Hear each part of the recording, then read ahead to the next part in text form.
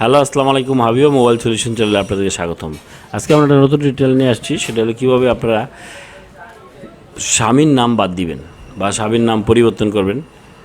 ঠিক আছে, সেটাই স্টেপ বাই স্টেপ আপনাদের দেখাবো। তো চলুন শুরু করা যাক। অ্যাট ফার্স্ট আপনি যে কোনো ব্রাউজার বা মোবাইল দিয়েও আপনি করতে পারবেন। তো যে কোনো ব্রাউজার ওপেন করবেন। তো আমি মাইক্রোসফট এজ দিয়ে দেখাচ্ছি। এই যে আপনার স্বামীর নাম সংশোধনের ফর্ম, এটা আমার ভিডিও ডিসক্রিপশন লিঙ্কে দেওয়া আছে, ওখান থেকে আপনি ডাউনলোড করে নিতে পারবেন। তো এই ফর্মটা কীভাবে আপনারা ফিল আপ করবেন সেটা দেখাচ্ছি।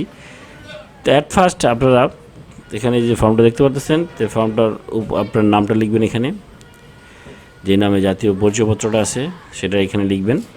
জাতীয় পরিচয়পত্রের নাম্বারটা এখানে লিখবেন।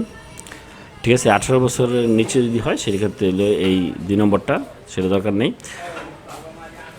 তারপর 3 নম্বর, জাতীয় পরিচয় সংশোধন উপায়ত্ত ও তথ্য সংশোধন হইলে এই যে এটা প্রযোজ্য। তো এক্ষেত্রে আপনি যেহেতু স্বামীর নাম চেঞ্জ করবেন, এই যে স্বামীর নাম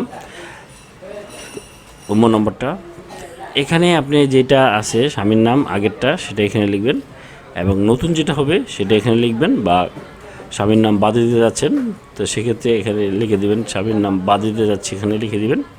আচ্ছা, এখানে দেখেন সংযুক্ত দলিলাদি। ঠিক আছে, তো স্বামীর নাম চেঞ্জ করার ক্ষেত্রে বা বাদ দেওয়ার ক্ষেত্রে অনেকগুলো ডকুমেন্ট দরকার হয়। সেটা হলো আপনার দলিলপত্র দরকার হয়। সেটা হলো আপনার কাবিননামা লাগবে, কাবিননামা অথবা স্বামীর ডেথ সার্টিফিকেট, এগুলা দিতে হবে আপনার স্বামীর নাম সংশোধন। বা তো সেই ক্ষেত্রে আপনি কী করতে হবে, তো এখানে এই কাবিননামা অথবা এটা যুক্ত করতে হবে।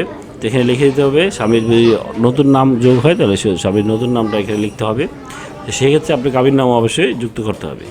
তো 4 নম্বর যেটা, সেটা হলো আপনার ফি জমা দিতে হবে। এই সংশোধনের জন্য তথ্য সংশোধনের ফি জমা দিতে হবে। তো ফিটা কত টাকা সেটাই আপনি দেখাচ্ছি আপনাদেরকে। এই যে তথ্য উপাত্ত সংশোধনের এই নির্বাচন কমিশনের ফি, তথ্য উপাত্ত সংশোধন, ঠিক আছে, সেটা জাতীয় পরিচয় সংশোধনের ক্ষেত্রে যে দেখেন আপনি তথ্য সংশোধন করতে পারবেন, নাম, পিতার নাম, মাতার নাম, ঠিকানা, রক্ত গ্রুপ। তো এইটা হলো আপনার জন্য প্রযোজ্য জাতীয় পরিচয় সংশোধন ফি হিসাবে। তাহলে প্রথমবারের ক্ষেত্রে আপনি 200 টাকা জমা দিবেন যে কোনো সোনালী ব্যাংকে। ঠিক আছে, তা না হলে আপনি আমার এই ভিডিওর উপরে দেখতে পাচ্ছেন যে কীভাবে আপনি রকেট দিয়ে টাকা জমা দিবেন, সেটা আপনি উপর থেকে দেখে নেবেন। তো ফিটা জমা দিবেন, ফিটা জমা দিয়ে তো এখানে এই যে আপনি যে টাকা জমা দিয়েছেন ট্যাক্স আইডি নাম্বারটা এবং ব্যাংকের নাম এবং তারিখ লিখে দিবেন, এবং যে ওই যে রসিদ জমা দিয়েছেন সেটা এখানে লিখে দিবেন। যদি আপনি রকেটে দিয়ে থাকেন তাহলে ট্যাক্স আইডি নাম্বার লিখবেন, আর যদি সোনালী ব্যাংকে দিয়ে থাকেন তাহলে অবশ্যই একটা আপনি স্লিপ দিবে, স্লিপের ফটোকপি এখানে সংযুক্ত করে দেবেন এবং লিখে দেবেন এখানে।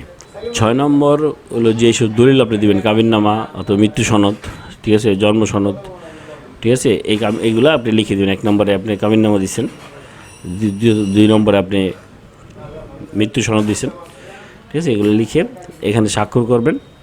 আপনার স্বাক্ষর, নাম, ঠিকানা, মোবাইল নাম্বার অবশ্যই দিয়ে এই ফর্মটা ফিল আপ করে, এবং আপনার জাতীয় পরিচয় যে মূল কপিটা সেটা এখানে স্টাম্পে লাগিয়ে আপনি আপনার নিকটস্থ যে নির্বাচন কমিশন অফিস আছে ওখানে আপনি জমা দিবেন।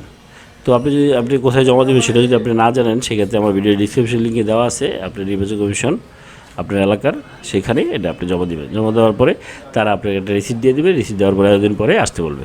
তো থ্যাংক ইউ বন্ধুরা, আমার ভিডিওটি যদি ভালো লাগে অবশ্যই সাবস্ক্রাইব করবেন এবং বেল বাটন ক্লিক করতে ভুলবেন না। Thank you.